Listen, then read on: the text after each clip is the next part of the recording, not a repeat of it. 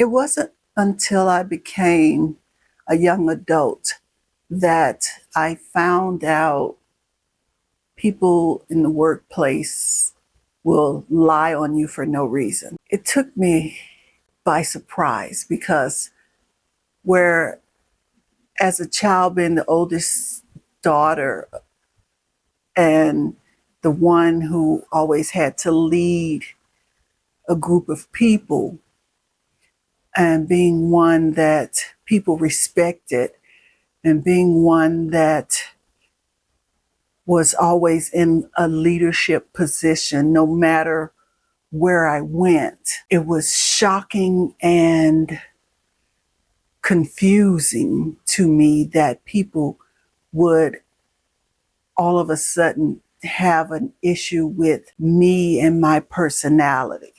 Okay. As a child, I made sure nobody messed with my younger siblings. I had the responsibility of keeping them safe when they were under my watch. And this just was how it was, when we grew up, walking the streets of Houston all by ourselves, back and forth to school, back and forth at TSU summer youth programs every summer. People just loved me and my personality and me and my intelligence and me and my smartness and me and my funniness. And so when I became a young adult and I started working in companies, it was just mind-blowing that I would be hated for the very thing that I was trained to do and be good at, right? So it's just been, I still have to this day a hard time dealing with people reporting me and complaining about me, saying that I have a personality problem. It's the funniest shit I've ever heard, The thing is, when I get an attitude, everybody gonna know, It's not like nobody will know. When I get an attitude, I'm gonna let you know I have an attitude, and then everybody around me and in the company, everybody gonna know Patricia in a bad mood, right? So when people have said this out of the blue, and most of the time, it has always been behind my back, right? And I'm like, people would come up to me, I would get called into the office, we have a complaint, I'm like, from who? You talking about the same people that I eat lunch with? You talking about the same people that I gave a ride to? You talking about the same people I lent money to? You talking about the same people I helped do their projects?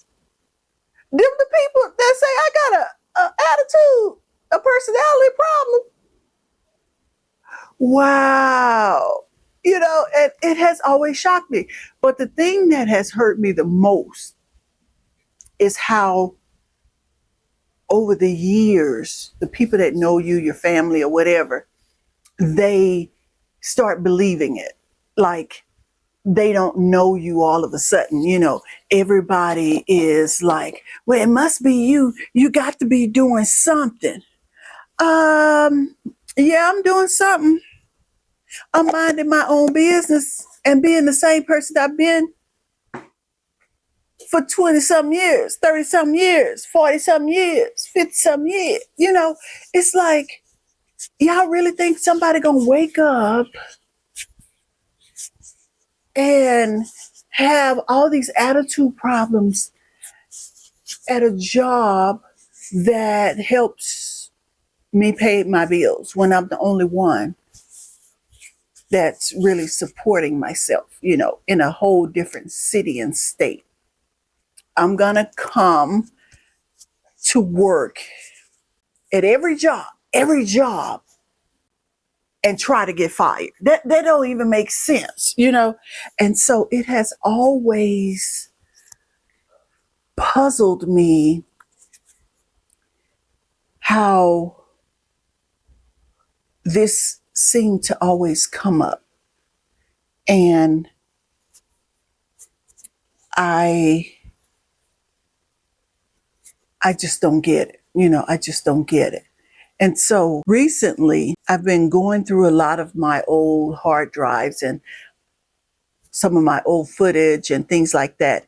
And when I've worked on a project, I usually keep the camera running because I'm usually the camera person, and sometimes, but not sometimes, the camera person, the AD, the slater, sometimes even a sound person all in one.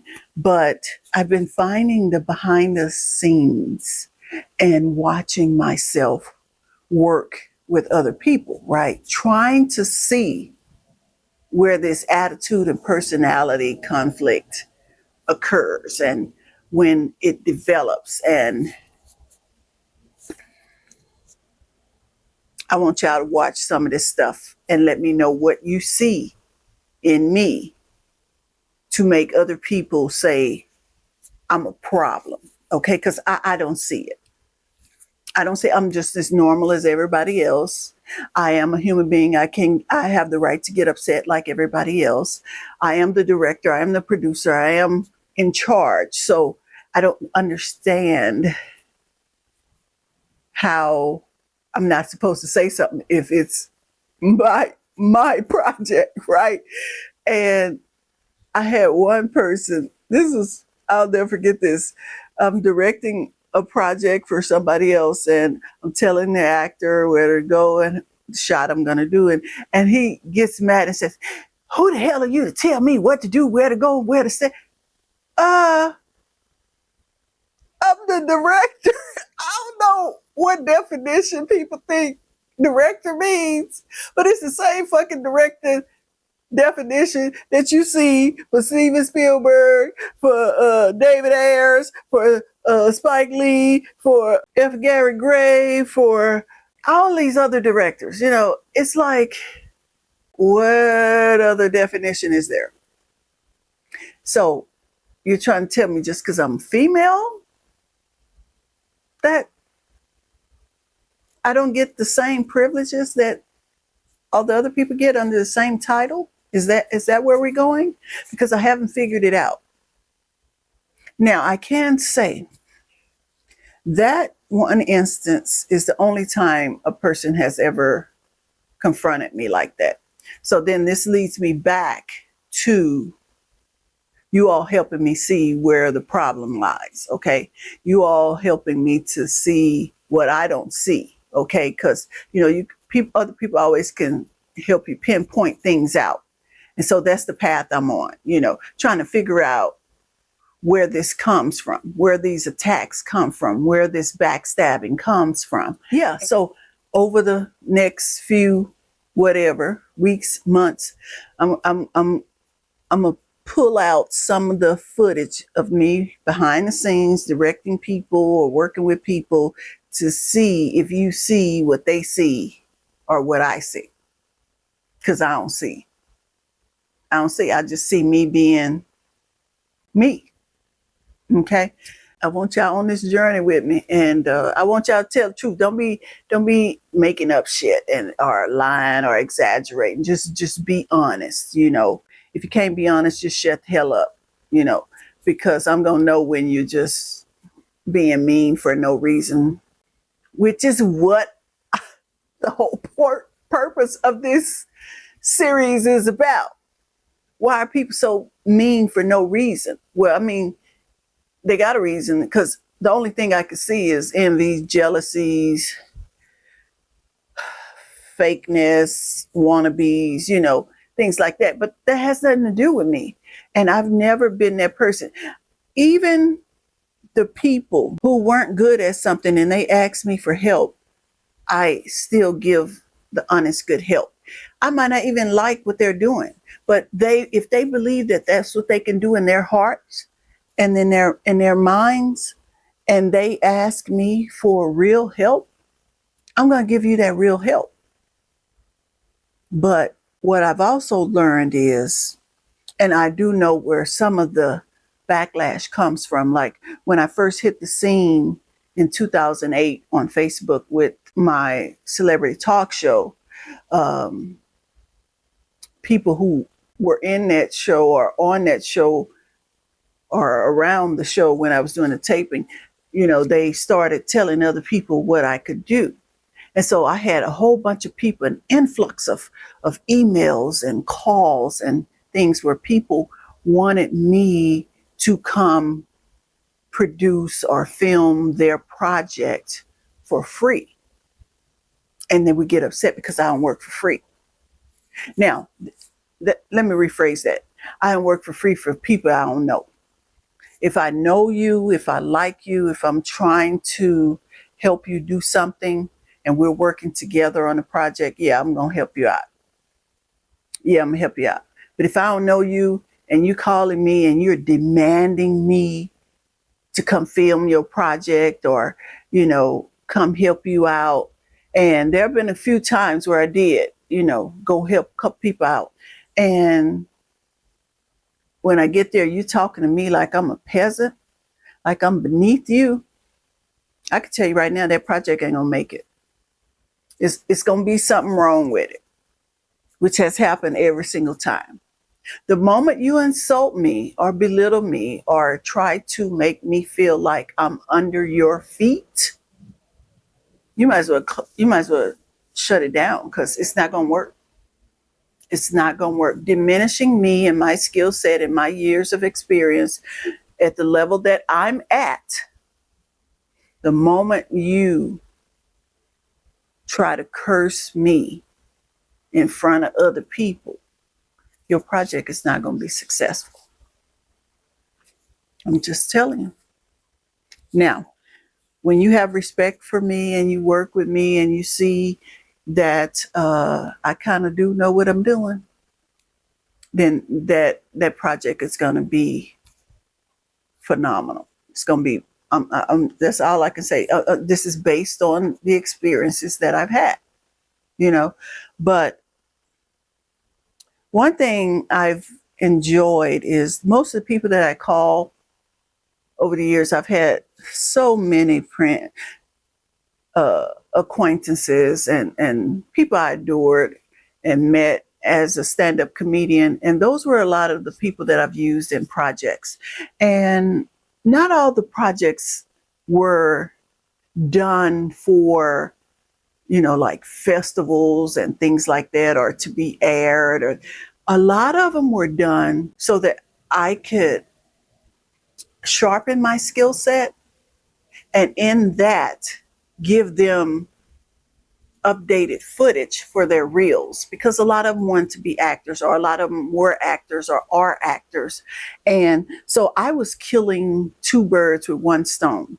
I was practicing scenes in my head that I could do to see if I could make these cuts and angles and combinations as a director, while also giving the talent a reel that they could use in auditions, because that was the thing. You needed reels and things like that. And a lot of people didn't get it. A lot of people didn't understand that till later on. And look where we are today. That's all you see are people who are doing reels and trying to find updated information or updated projects to make themselves be current, and that's what I was trying to do way back when.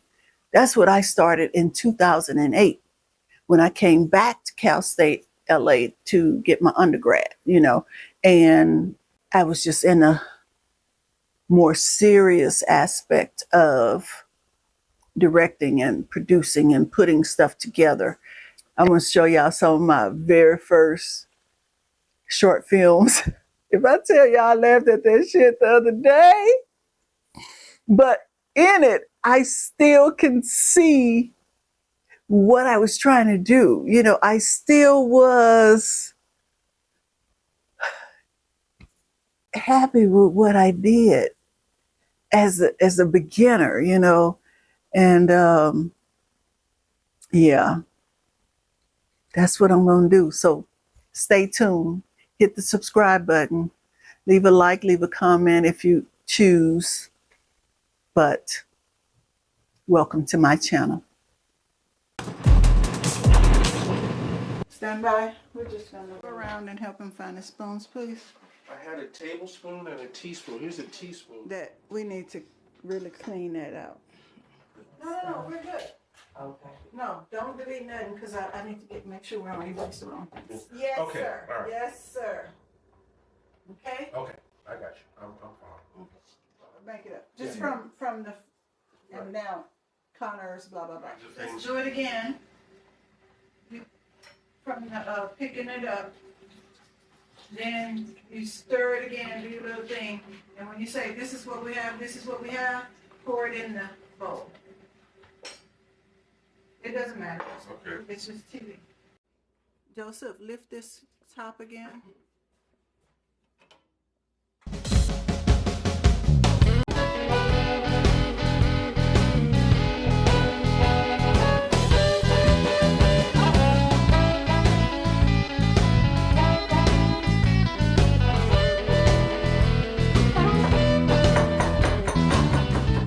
Hi, welcome to Joseph's Food Joint. I'm actor Joseph C. Phillips. Some of you might recognize me from The Cosby Show, from General Hospital, from my film Strictly Business, or maybe from the new hit series 13 Reasons Why. Some of you may have even read my book, He Talked Like a White Boy. Well, what a lot of people don't know is that I'm also a chef. I opened and ran my own restaurant, Daddy J's Wing Shack. Well, for years I've loved to cook food for family and friends, and I thought it would be a great idea to share some of what I know and what I love about food with you. So, welcome to Joseph's Food Joint.